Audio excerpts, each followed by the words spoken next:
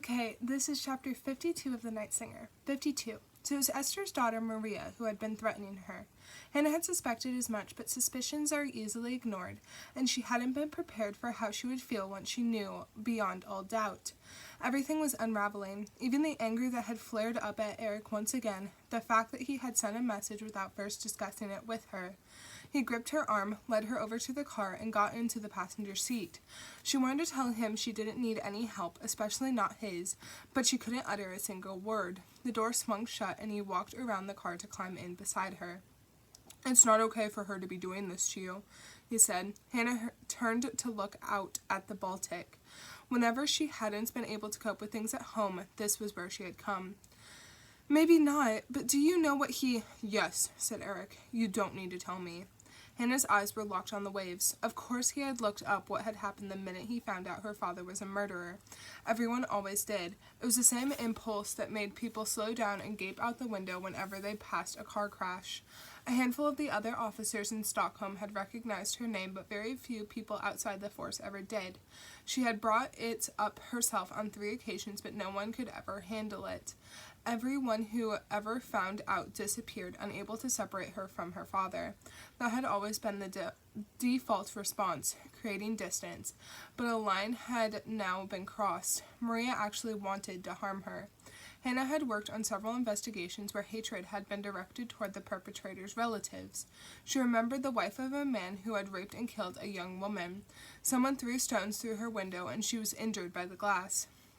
The harassment had gone on for so long that she had ultimately been forced to move. "What's Maria's surname?" asked Eric. "Jensen." Eric tapped away at his phone. A lapwing landed a few meters from the car. Probably a male, she thought. The feathers on its back were shimmering and green. It stared up at Hannah with an accusative look in its eyes. "What are you doing here? You should have stayed in Stockholm." In Stockholm, she'd had the chance to become someone else, but her life there had been half-life, if that. She had her job, but that was virtually all. The odd relationship and friend had fluttered by, but she hadn't managed to cling on to anything. Still, it wasn't the city that was the problem. It was her. Her half-hearted attempts had always been doomed to fail, because she wasn't like Christopher. She couldn't shake off their past. If she was going to move on, she needed to understand what had happened, really process it. It was just that it had taken a long time for her to realize that. "Maria Jensen lives in Norra Standby," said Eric. "I think we should go over there." Hannah already knew where Maria lived. She had looked her up after seeing her at the rest area in Malcolmosen. "We've got work to do," she said. Do you have any better ideas about where Fanny could be? At Tilde's or Luca's?" "Do you really believe that?" "No." Considering what both Tilde and Luca had said about Fanny, they probably wouldn't let her in even if she did show up. She could easily have other friends, they just didn't know who to ask. Her mother was hardly going to know. "Okay, then I think we should go see Maria," said Eric. "We can do another lap of Guardby afterwards. Ove might seem a bit slow sometimes, but he's not, and he's basically a decent guy. I'll send a message to explain." Before Hannah had time to reply, he sent his message and started the engine, pulling away without waiting for Ove's response. At several points during the journey, Hannah felt a sudden impulse to ask him to turn around, but she let it pass every time. She feverishly gazed out through the windshield instead, desperate to spot Fanny and put a stop to what was about to happen. It became harder to breathe the closer to Norra Sandby they came. She might even have begun making a noise because Eric cast an anxious glance in her direction. Still, if he was really worried about her state of mind, he wouldn't be doing this. Hannah let go of her left forearm. She had been gripping her tattoo so tightly it hurt. Eric pulled up outside Maria's little stone house, and Hannah somehow managed to convince him to stay in the car. The garden was incredibly neat and tidy, and she felt like staying there. May had always been her favorite month, with greenery exploding to life everywhere you looked.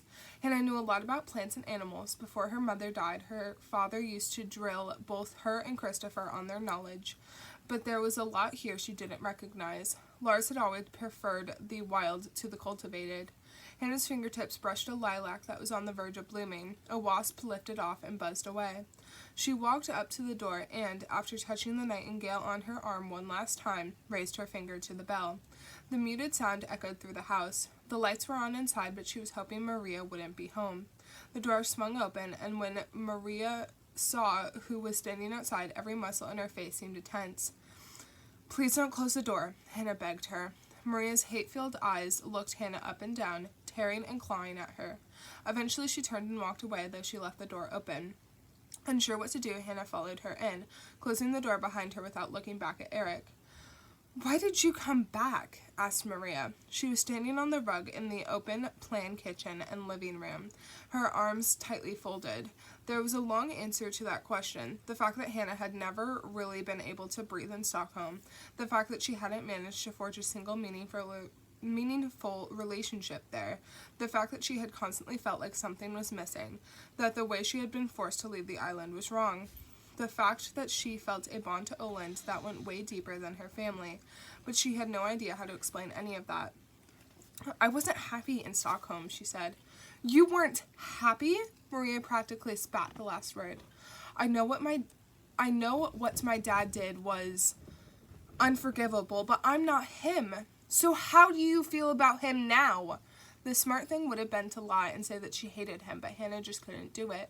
When she was younger, Lars had been a fantastic father.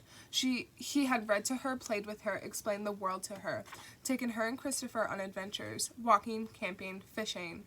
It was just that all that had disappeared when Mom died. Tears began spilling down her cheeks.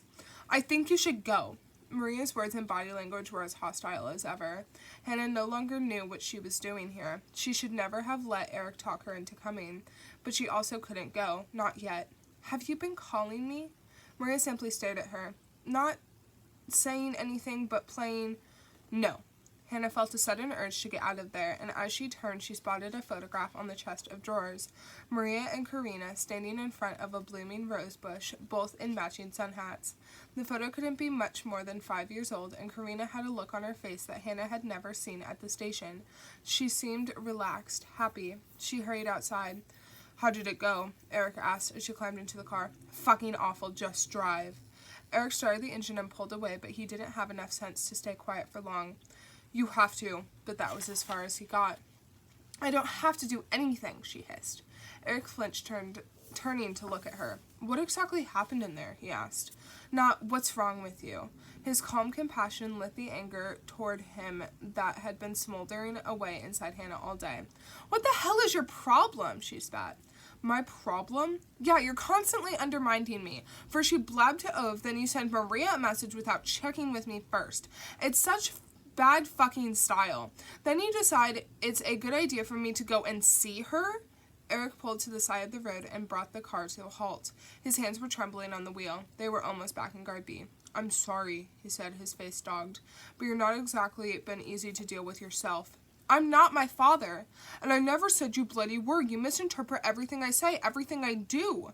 Hannah stared at Eric, at how wounded and upset he seemed, and turned away. She repressed the urge to get out of the car. She didn't want to be here, but she also knew that it wasn't him she was most angry with. It was her shitty life. In her mind, she was back at Maria's place. Maria knew Karina, and she had probably been telling the truth when she said that she hadn't made the calls. They came from a hidden number, after all. That meant someone else must have been calling her, but who? They sat there at the edge of the road for several minutes until Hannah eventually broke the silence. "Sorry," she said. Eric glanced over at her, seemingly weighing his words. "I'm the one who should apologize." Hannah fixed her eyes on the lock on the inside of the door, blinking back tears.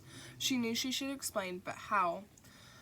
"I know I don't always think before I speak," Eric continued, "but I really don't mean any harm." "Okay," said Hannah. That was as far as she got. After a few minutes, Eric started the engine. "Go south," said Hannah. "Why?"